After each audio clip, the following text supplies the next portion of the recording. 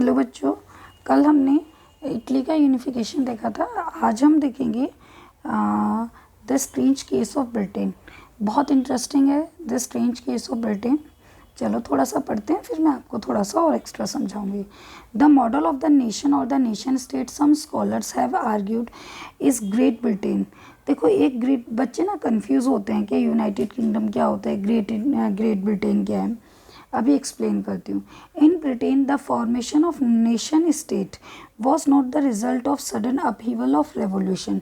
जब भी आप ये आंसर लिखेंगे कि ब्रिटेन कैसे यूनिफाई हुआ, तो उसमें ये लाइन जरूर ऐड करनी है कि in Britain the formation of nation state was not result of a sudden upheaval और रेवोल्यूशन। मीन्स ये कोई अचानक से नहीं आया था। ठीक है। अब इसमें देखो, मैंने अभी आपको बोला था कि मैं अभी आपको बताऊंगी कि बच्चे जो यूनाइटेड किंगडम में कंफ्यूज होते हैं या ग्रेट ब्रिटेन क्या है। तो देखो, सबसे पहले हम देखेंगे यहाँ पर स्कॉटलैंड है, इंग्लैंड है और वेल्श है। ठीक है, ये तीन अलग अलग पार्ट्स हैं। तो सबसे पहले जो क्रांति आई थी, क्योंकि हमने पढ़ा इंडस्ट्रियल रेवोल्यूशन जो कहाँ पर आया था, सबसे पहले इंग्लैंड में आया था। और ये जो है थोड़ा ज़्यादा प्रॉस्पेरस हो गया था। अब जब हमारे पास थोड़ा पैसा आता है तो हम सोचते हैं ना, ये प्रॉपर्टी भी ले लें, वो प्रॉपर्टी भी ले लें। तो इंग्लैंड ने भी सोचा कि जो आसपास के आइलैंड्स हैं वो भी मेरे अंदर मिल जाए। तो उसने सबसे पहले किसको मिला है, स्कॉटलैंड को। जब इंग्लैंड, स्कॉटलैंड और वेल्स मिलते हैं, ये तीन अलग अलग आइलैंड्स हैं। जब इंग्लैंड जो स्कॉटलैंड और वेल्स को अपने अंदर मिलाता है, तब बनता है बेटा ग्रेट ब्रिटेन। उसके बाद देखो, एक आपका नीचे जाकर के आता है नीदरलैंड और रिपब्लिक ऑफ आयरलैंड। तो देखो, यहाँ पर जो है दो तरीके के ग्रुप्स होते थे। एक हमारे कैथोलिक्स होते थे, एक प्रोटेस्टेंट होते थे। कैथोलिक्स जो चर्च को बहुत ज़्यादा मानते, प्रोटेस्टेंट थोड़े नए विचार रखने वाले। तो यहाँ पर जो है इंग्लैंड के अंदर जो है प्रोटेस्टेंट्स ज़्यादा थे। तो वो नीदरलैंड वाले उनको सपोर्ट करते थे, प्रोटेस्टेंट्स को। और वो उससे क्या मिलता था, उनको सपोर्ट मिलता था। तो इन्होंने धीरे धीरे नीदरलैंड को भी अपने अंदर मिला लिया। ओके। अब जब हमारा स्कॉटलैंड, इंग्लैंड, वेल्स और नीदरलैंड चारों मिल जाते हैं, तो हमारा क्या बनता है, United kingdom.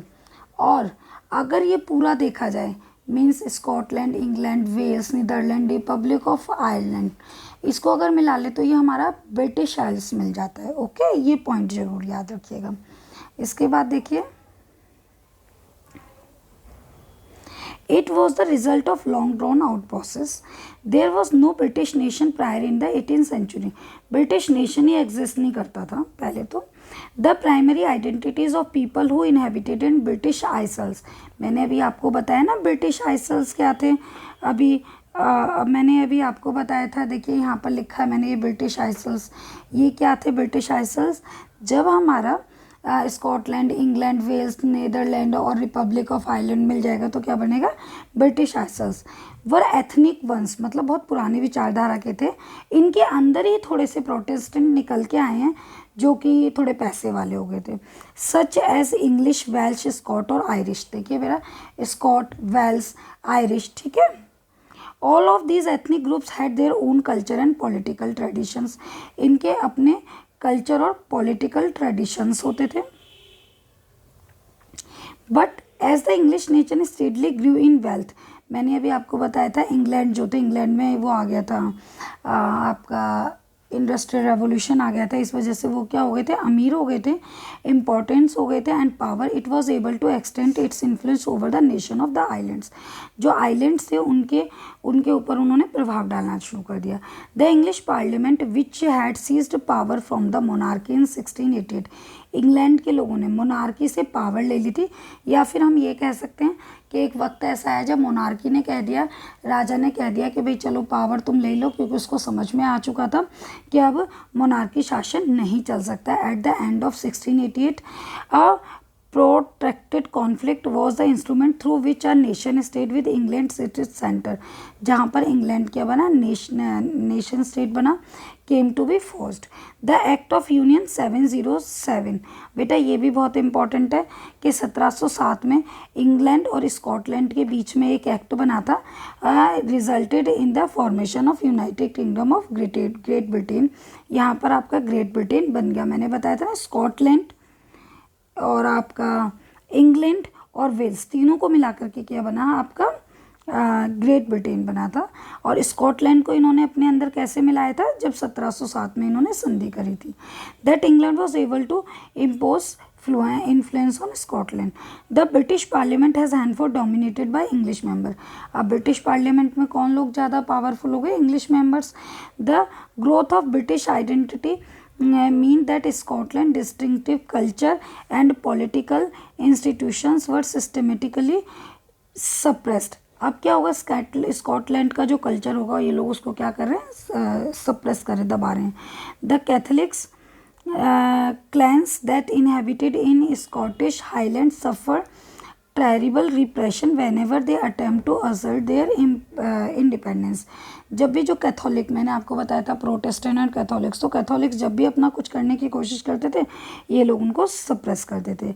The Scottish highlanders were forbidden to speak their Gaelic language, वो अपनी भाषा भी नहीं बोल पाते थे, और wear their national dress. The large number of forcibly driven out of their homeland, जब भी कोई ऐसा करने की कोशिश करता था तो उनको उनके लैंड से निकाल दिया जाता था। Ireland suffered a similar fate, हमने अभी आपको आयरलैंड को भी सेम ही फेस, मतलब सेम ही दुर्भाग्य था उसका। It was a country divided by between Catholics and Protestant, मैंने भी आपको पहले बताया। The English help the Protestant of Ireland to establish their dominance over a large Catholic country. अब जो इंग्लिश लोग थे उन्होंने इनको बोल दिया, प्रोटेस्टेंट को बोला कि हम आपको सपोर्ट करेंगे, आप अपना डोमिनेंस दिखाओ। Catholic revolt against British dominance were suppressed, जब भी वो कैथोलिक कुछ करने की कोशिश करते थे विद्रोह, वो ये उसको सप्रेस कर देते। After a failed revolt by Wolfe Tone, बेटा ये एक नंबर का क्वेश्चन आता है कि कौन था व्यक्ति जिसने आयरलैंड में वो किया था, विद्रोह चलाया था एक, और कौन से ईयर में चलाया था, तो Wolfe Tone and his United Irishman 1798, इसको दबा दिया गया था। ये Ireland was forcibly incorporate into kingdom, United Kingdom in 1801, और 1801 में आयरलैंड को ज़बरदस्ती क्या कर लिया गया, अपने अंदर मिला लिया गया। A new British nation was formed through a propagation of dominant English culture. अब ब्रिटिश जो नेशन था वो बन गया। The symbol of new Britain the British flag, अब इसमें ब्रिटिश फ्लैग बना जिसमें यूनियन जैक था। नेशनल एंथम बना God save our noble king, और English language were actively promoted. The older nation survived only as a subordinate partner of the union. Okay बच्चा, अब देखो इसको मैं एक बार फिर से बता रही हूँ। मीन्स अगर हम देखें तो ब्रिटेन कुछ एग्जिस्ट ही नहीं करता था पहले क्या किया इन्होंने, स्कॉटलैंड, वेल्स और इंग्लैंड। तो जो इंग्लैंड था वो सबसे पहले पैसे वाला बन गया, और पैसे वाला होने के साथ साथ उसने आसपास के जो आइलैंड्स थे उनको क्या करना शुरू कर दिया, अपने अंदर मिलाना शुरू किया। तो सबसे पहले उसने एक संधि करी और मतलब एक एक्ट पास किया, यूनियन एक्ट, जो 1707 में किया, और सबसे पहले उसने स्कॉटलैंड को मिलाया, फिर वेल्स को मिलाया, फिर उसने आइलैंड को कैसे मिलाया, आइलैंड को मिलाने के लिए उसने क्या किया, वहाँ पर दो ग्रुप्स थे, कैथोलिक्स और प्रोटेस्टेंट। तो जो आयरलैंड में प्रोटेस्टेंट थे उनके साथ में क्या किया, अपने आप का हाथ मिलाया और बोला हम तुम्हें सपोर्ट करेंगे। और वहाँ पर जो कैथोलिक थे मिस्टर वॉल्फटाउन, उन्होंने अगर इसके खिलाफ़ किया तो उनको क्या कर दिया, सप्रेस कर दिया गया। और इस प्रकार से इन्होंने क्या कर लिया, आयरलैंड को भी अपने अंदर मिला लिया। मीन्स जब हमारा स्कॉटलैंड, वेल्स और इंग्लैंड मिलता है तो हमारा ग्रेट ब्रिटेन बनता है, और अगर उसके अंदर नीदरलैंड्स भी मिल जाता है तो हमारा क्या बनता है, United kingdom of great Britain. Okay, I hope that आपको समझ आया होगा। इसके बाद है एक पॉइंट और, visualising the nation. While it is easy through enough to represent a ruler through a portrait or a statue, how does one go about giving a face to nation? Nation को एक चेहरा देने की क्या ज़रूरत है। जैसे हम नहीं करते अपनी भारत माता, तो हम एक लेडी फिगर बनाते हैं विच ऐसा जो कि आशीर्वाद दे रही है आपको, इस टाइप से। Artist in the 18th and 19th centuries found a way by personifying. Personification होता है पर्सोनिफाई करना, मानवीकरण करना, किसी निर्जीव चीज़ को सजीव चीज़ के साथ कंपेयर करना। In other words they represented country as if were a person, वो कंट्री को क्या दिखाते हैं, एक व्यक्ति के रूप में। Nations were when they portrait as a female figure, nation को क्या दिखाते हैं, भारत माता जैसे फीमेल फिगर के रूप में दिखाते हैं। The female from that was chosen to personify the nation did not stand for any particular in real life में वो क्या करती है, एग्जिस्ट नहीं करती है। Rather is sought to give the abstract idea, abstract मतलब जिसको हम सिर्फ भाव दे सकते हैं, नेशन के लिए दिखाया जाता है। That is the female figure became allegory of the nation, ये फीमेल फिगर एलिगोरी हो गई नेशन के लिए। You will recall during France Revolution, artists used the female allegory to portray the ideas such as liberty, justice and republic. आपने देखा होगा French revolution के दौरान भी इस प्रकार से एलिगोरीज दिखाई जाती हैं। These ideals were represent through specified objects और सिम्बल्स, अलग अलग सिम्बल्स हर चीज़ को दिए जाते हैं। As you would remember the attributes और liberties are the red cap, जैसे रेड कैप हमने फ्रांस रेवोल्यूशन में पढ़ी थी, या फिर ब्रोकन चेन्स का मतलब था नो स्लेव, और जस्टिस जैसे हम लोग जस्टिस को दिखाते हैं ब्लाइंड फोल्ड लेडी जो हमारी अदालत में बनी होती है, women carrying a pair of weighing scales, जो हाथ में तराजू लिए हुए होती है। Similar female allegories were invented by the artist of 19th century to represent the nation. In France, she was Christine Marie, a popular Christian name. ये Christine Marianne एक बहुत पॉपुलर नाम है फ्रांस का, which underline the idea of people's nation. Her characteristics were drawn from those of liberty and Republic.